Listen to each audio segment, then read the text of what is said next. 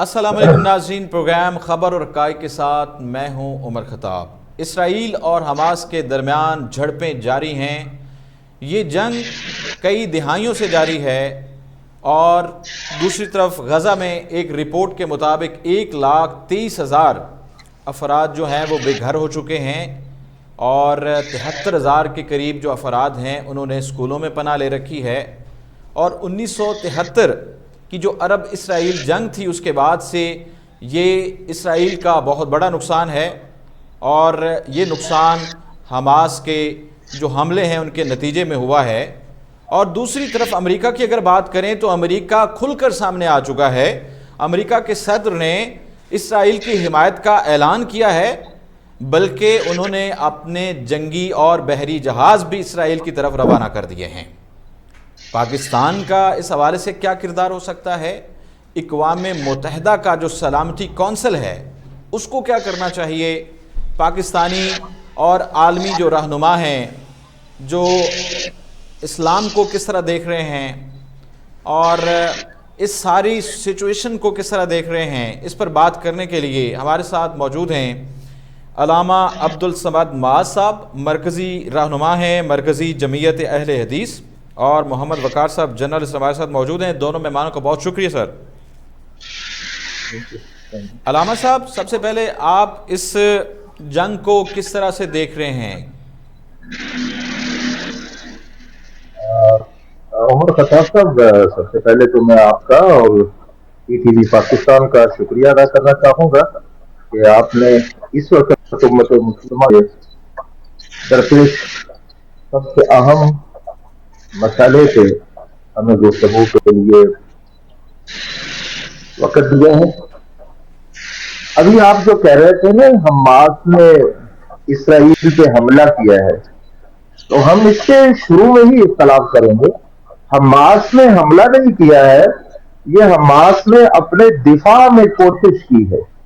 جی، کیونکہ اسرائیل ایک قابض قوم ہے، اسرائیل ایک قابض ملک ہے، ریاست ہے، جارے ہے، گاہے بگاہے نہیں، ہمیشہ مسلسل پچھلی 70 برس سے اسرائیل نے فلسطینی علاقوں پہ قبضہ کر رکھا ہے، فلسطینیوں کو ہجرتوں پہ مجبور کیا ہوا ہے، ہر آئے روز وہاں پہ بمباری ہوتی رہتی ہے، مسلمان شہید ہوتے ہیں۔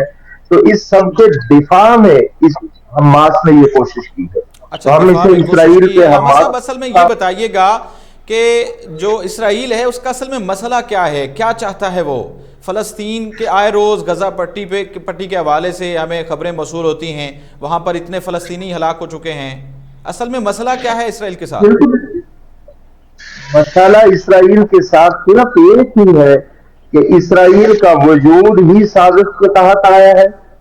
اسرائیل کو دشمن قوتوں نے فلسطین پہ قبضہ کے لیے پیدا کیا، اور اسی وقت سے اسرائیل کو یہ ساری دنیا کی کفر کی ریاستیں، کفر کی طاقتیں اسرائیل کو سپورٹ کر رہی ہیں، فائنانس کر رہی ہیں، ایون کہ پروٹیکشن بھی وہی لوگ دیتے ہیں۔ اور اسرائیل نے گریجولی مسلمان علاقوں پہ قبضہ کیا ہے۔ ہر جنگ کے بعد اس نے مسلمانوں کے اوپر پہلے سے زیادہ ظلم کے پہاڑ توڑے ہیں۔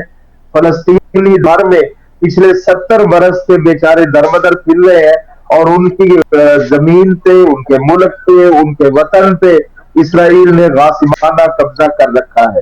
اور اسے اس قبضہ کے پیچھے برطانیہ جیسے عالمی استعمار اور جیسی عالمی قوتوں کی پناہ خفیہ نہیں، پوشیدہ نہیں، اس میں ظاہر باہر حمایت حاصل ہے۔ اور اس کے اوپر اقوام متحدہ کے فورم پہ ہمیشہ سے مسلمانوں کا کہتا ہے، قراردادیں پڑی ہیں، اور متحدہ اپنی قراردادوں کے عمل میں ہمیشہ۔ علامہ صاحب، جس طرح سے امریکہ کی طرف سے حمایت کا اعلان بھی کیا گیا ہے اور انہوں نے اپنی بحری اور جنگی جہاز بھی وہاں پر بھیجے ہیں، تو اس طرح سے فلسطین کے حوالے سے فلسطین کی حمایت میں کسی مسلم ممالک کی طرف سے کوئی حمایت کا اعلان کیا گیا ہو؟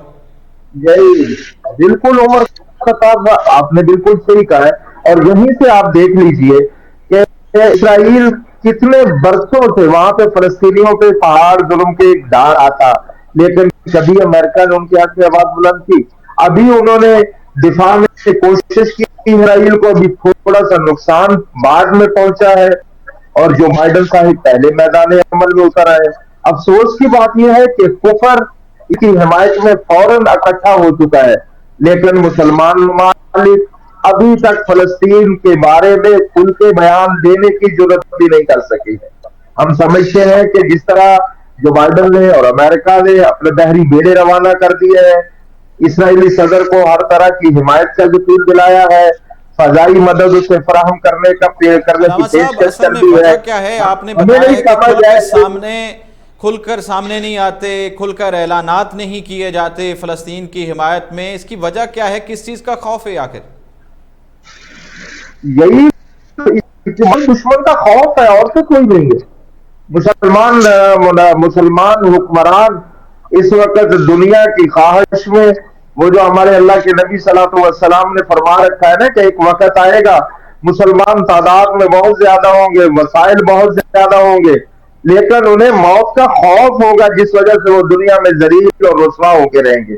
اور جبکہ جہاد ہی ایسی چیز ہے جس سے مسلمانوں کو ہمیشہ عزت ملی ہے، قوت ملی ہے، طاقت ملی ہے، اور جب سے مسلمانوں نے جہاد چھوڑا ہے اور اسی وقت سے یہ ذلت کی پستیوں میں گرتے چلے جا رہے ہیں۔ ٹھیک ہے، آج جب سے بھی جہاد چھوڑا ہے کہ تو امریکہ نے ذلت کا مقدر بن گیا ہے۔ ٹھیک ہے، آپ کا ٹیک آگے سر۔ علامہ صاحب، محمد وقار آپ کی طرف آئیں گے۔ محمد وقار صاحب، آپ بتائیے گا کہ یہ جو فلسطین میں مسئلہ چل رہا ہے، جنگ جاری ہے وہاں پر، اس حوالے سے آپ کو کیا لگتا ہے کہ پاکستان کیا کردار ادا کر سکتا ہے؟ پاکستانی کوئی کسی سیاسی شخصیت کا کوئی اس طرح حمایت کا اعلان سامنے آیا ہو یا کوئی مذمت کے حوالے سے بیان سامنے آیا ہو؟ کیا دیکھتے ہیں آپ؟ وٹو صاحب، سب سے پہلے تو پاکستان کی حکومت کو چاہیے کہ وہ سفارتی سطح پہ فوراً اقوام متحدہ کے اندر اس معاملے کو اٹھائے۔ ہمیشہ سے آپ کو پتہ ہے کہ اسرائیل جو فلسطین کے حقوق غصب کر رہا ہے اور ان پہ جنگ ایک مسلط کی ہوئی ہے، کہ کئی سالوں سے فلسطین لاشیں اٹھا رہے ہیں، لیکن پاکستان کو فوراً اقوام متحدہ کے اندر یہ معاملہ اٹھانا چاہیے، اور اسرائیل کی جو ریاستی دہشت گردی وہ کئی سالوں سے کر رہا ہے، اس کے خلاف ایک مؤثر آواز بننا چاہیے۔ پاکستان ایک ایٹمی ملک ہے، اس کو اپنا رول ادا کرنا چاہیے۔ ہمارے وزیر اعظم کو چاہیے، وزیر خارجہ کو چاہیے کہ وہ فوراً اقوام متحدہ کا اجلاس بلائیں اور تمام مسلم ممالک کو مل کر آج فلسطین کی آواز بننا چاہیے۔ اسرائیل کے 3-4 آدمی مرتے ہیں، پوری یورپی یونین ان کے ساتھ کھڑی ہو جاتی ہے، لیکن یہاں پہ مسلم امہ کا آپ دیکھ لیں، ان میں یونٹی نہ ہونے کی وجہ سے آج اسرائیل اپنی بربریت کا مظاہرہ کر رہا ہے۔ اگر کشمیر کی بات کریں وقار صاحب، کشمیر کے ساتھ کیا ہو رہا ہے؟ وہاں پر مسلمانوں کے ساتھ کیسا سلوک کیا جا رہا ہے؟ انڈیا کی طرف سے غاصبانہ قبضہ کیا ہوا ہے، ایک کشمیری کے اوپر 10 فوجی تعینات کیے ہوئے ہیں، وہاں پر اقوام متحدہ کی طرف سے کوئی ایکشن نہیں لیا جاتا، لیکن وہاں پر جب فلسطین کے اور اسرائیل کا معاملہ آتا ہے تو اسرائیل کی حمایت میں بہت سارے اعلانات سامنے آ جاتے ہیں۔ امریکہ جو اپنے آپ کو دنیا کی سپر پاور سمجھتا ہے، اس کی طرف سے بھی حمایت کا اعلان سامنے آیا ہے۔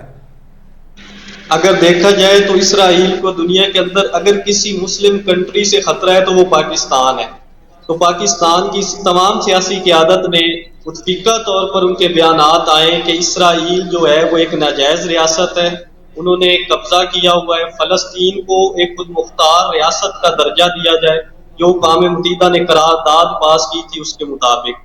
تو پاکستان کے وزیر اعظم اور صدر نے بھی بیان دیا ہے جو ایک بہت اچھی بات ہے، لیکن بیانات کی حد تک نہیں رہنا چاہیے۔ پریکٹیکلی تمام دنیا کے ممالک کو اکٹھا کیا جائے اور مسلم ممالک OIC کا اجلاس بلائیں اور ایک قرارداد پاس کریں کہ ہم فلسطین کے ساتھ کھڑے ہیں، ہر لحاظ سے، دفاعی لحاظ سے، اس کے علاوہ اکنومیکلی، اس لحاظ سے بھی وہ فلسطین کو سپورٹ کرنا چاہیے۔ عملی طور پر کچھ کرنا چاہیے بجائے کہ بیانات دیے جائیں۔ وقار صاحب، آپ کا موقف سامنے آ گیا۔ علامہ صاحب، آپ کو کیا لگتا ہے کہ اقوام متحدہ سے کوئی اس حوالے سے ہم امید لگا سکتے ہیں کہ وہ فلسطینیوں کی آواز بنیں گے یا ان کے حق میں کچھ بات کریں گے، منصفانہ طور پر وہ کوئی فیصلہ کریں؟ عمر خطاب، مجھے یہ کہنے میں کوئی جھجک نہیں ہے، وداؤٹ اینی ہیزیٹیشن واضح کرنا چاہوں گا کہ مسلمانوں کے حوالے سے اقوام متحدہ کا کردار ہمیشہ سے باعث شرم رہا ہے۔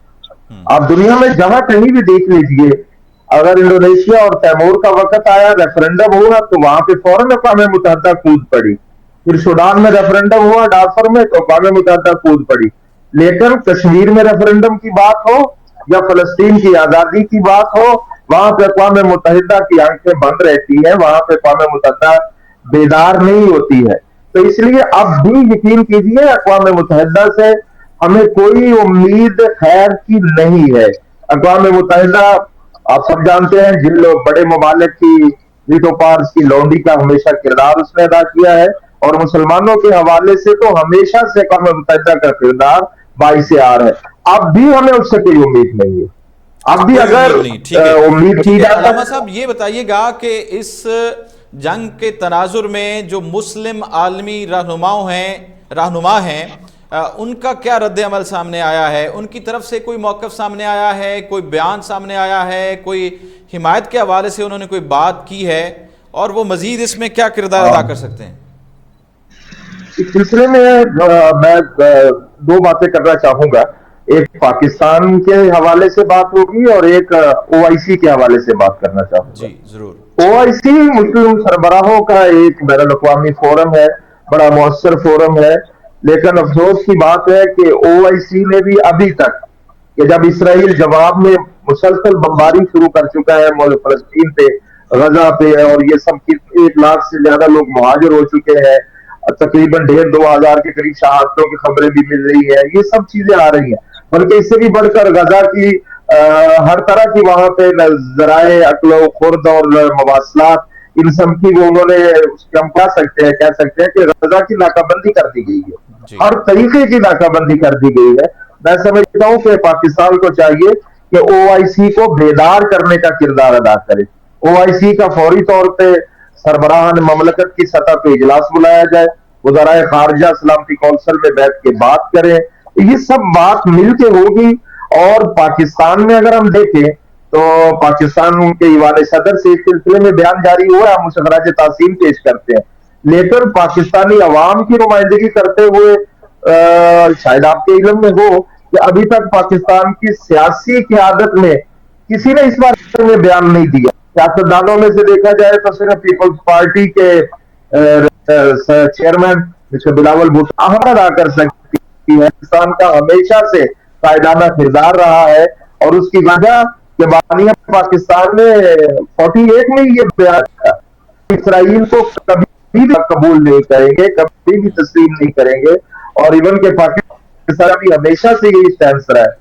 اور مجھے یاد پڑتا ہے کہ ایک مرتبہ یہاں پاکستان میں امام قبلہ اول تشریف لائے تھے، وزیر حکومت، تو ان سے ملاقات کے دوران بینظیر صاحبہ نے واضح اعلان کیا تھا، انہوں نے ایک سوال میں کہا تھا کہ میڈم پرائم منسٹر، اگر عرب اسرائیل کو تسلیم کر لیں تو آپ کا کیا سٹینس ہوگا؟ تو محترمہ نے کہا تھا کہ ہمارا سٹینس وہی ہوگا جو بانی پاکستان کا تھا، اگر اور لوگ اسرائیل کو تسلیم نہیں لے تو پاکستان پھر بھی اسرائیل کو تسلیم نہیں کرے گا، کہ ہم اسے ایک غاصب قوت سمجھتے ہیں، اسے ایک قابض قوت سمجھتے ہیں۔ اور آج بھی اگر حماس ہو، اسرائیلی فلسطینی دیگر قائدین ہو، مجاہدین ہو، وہ سب کے سبھی انہیں اگر امید ہے، ان کے لیے ایک رہنمائی ہے، وہ ان کے لیے ایک توقع ہے، وہ پاکستان پہ ہی ان کی نظریں ہیں۔ اور گزشتہ رات ہی ایک چین کے جو وزارت خارجہ ہے اس کی طرف سے ایک اس پہ رد عمل سامنے آیا ہے، انہوں نے کہا ہے کہ اسرائیل اور فلسطین کے لیے 2 ریاستی حل کی ضرورت ہے، آپ اس کو کس طرح دیکھ رہے ہیں؟ یہ تو صاحب یہ تو سیدھی سی بات ہے، اب حالات اس وقت اس نتیجہ پہ پہنچ چکے ہیں کہ اب ہمیں فلسطین کے معاملے میں جب بھی کوئی بات ہوگی تو اسی بات پہ سوچنا پڑے گا کہ ہم 2 ریاستی فارمولے کی طرف جائیں، لیکن اس میں یہ واضح رہنا چاہیے کہ فلسطینی ریاست کا جو دارالخلافہ ہے، فلسطینی القدس کی بنیاد پہ ہوگی۔ القدس اور اقصی اور یہ سب فلسطینی ریاست کو اگر ملیں گے تو پھر سکون ہو سکے گا۔ اگر کوئی ایسی 2 ریاستی فارمولے میں کہیں جا کے یہ بات آتی ہے کہ اسرائیل کو یروشلم میں لے کے جایا جائے، جیسے یروشلم نے اسرائیل نے اعلان کر رکھا ہے پچھلے 8-10 سال سے کہ ہم اپنا کیپٹل جو ہے وہ لے کے جا رہے ہیں یروشلم میں، اور امریکہ اس کی سپورٹ بھی کر رہا ہے، لیکن فلسطینیوں نے اسے کبھی قبول نہیں کیا ہے۔ اب بھی اگر چائنا اس معاملے میں آ رہا ہے چائنا ثالثی کرنا چاہتا ہے، تو ہمیں امید ہے کہ اس میں فلسطینی قیادت کا مطالبہ وہی رہے گا کہ فلسطین کو علیحدہ سے ایک ملک کے طور پہ تسلیم بھی کیا جائے، اور القدس جو ہے وہ فلسطینی اتھارٹی کے پاس ہوگا، ان کے فلسطینی پاس ہو، ملک میں ٹھیک ہے، ہوگا، فلسطینیوں کے پاس۔ ٹھیک ہے وقار بھائی، آپ بتائیے گا کہ مشرق وسطی میں جو استحکام ہے، جو اسرائیل اور فلسطین کے درمیان تنازع ہے، اس میں اگر امن ہو جاتا ہے تو مشرق وسطی میں جو استحکام آ سکتا ہے، آپ کی کیا رائے ہے اس حوالے سے؟ جی بالکل وٹو صاحب، اگر فلسطین کا مسئلہ حل ہو جاتا ہے تو اس سے مشرق وسطی میں ایک ترقی کا اور امن کا ایک نیا دور شروع ہوگا۔ ابھی خبر آ رہی ہے کہ جو اسرائیلی وزیر اعظم ہیں وہ UAE کے دورے پہ جا رہے ہیں، تو ہمارے یہ مشرق وسطی کے جو ممالک ہیں ان کو چاہیے کہ وہ امن قائم کرنے کے لیے اور فلسطین کے حقوق دلوانے کے لیے وہ اپنا رول ادا کریں۔ اس کے اندر سعودی عرب نے جو مذاکرات تھے اسرائیل کے ساتھ وہ بھی معطل کر دیے، اور یہ مطالبہ رکھا ہے کہ جو فلسطین ہے ان کی جو آزاد خود مختار ریاست ہے اس کے مطالبات کو مانا جائے۔ اسی طرح UAE نے بھی آواز بلند کی ہے، اور جو مشرق وسطی کے ممالک ہیں ان کو چاہیے کہ وہ پریکٹیکلی رول ادا کریں تاکہ امن قائم ہو اور مسلم ممالک ایک ترقی کی نئی راہ پہ گامزن ہو۔ تو اس کے لیے تمام مسلم ممالک، جس کے اندر خاص طور پہ سعودی عرب کا رول بہت اہم ہے، وہ ٹھیک اپنا ہے، کردار ادا کریں۔ UAE کے جو ممالک ہیں ان کو کرنا چاہیے، تاکہ مشرق وسطی، آپ دیکھ لیں مشرق وسطی میں آج تک استحکام نہیں آیا۔ ہمیشہ سے جو مشرق وسطی ہے وہاں پہ مسائل بنے رہے، امن کے مسائل رہے، وہاں پہ پراکسی وار رہی ہے، اس کی وجہ سے بہت زیادہ مسائل رہے۔ تو اس کے لیے چاہیے کہ سعودی عرب فرنٹ پہ آئے اور رول ادا کرے، تعلق دلائے جائے، مشرق وسطی امن کا گہوارہ بن سکے۔ ٹھیک ہے، امن کا گہوارہ بن سکے۔ علامہ صاحب، پروگرام کے آخر میں آپ بتائیے گا کہ پاکستان کو اس مسئلے کے حوالے سے کیا کرنا چاہیے، اور عالمی جو مسلم رہنماؤں ہیں وہ کیا سجیسٹ کرتے ہیں، کیا فیصلے کرنے چاہیے ہمیں؟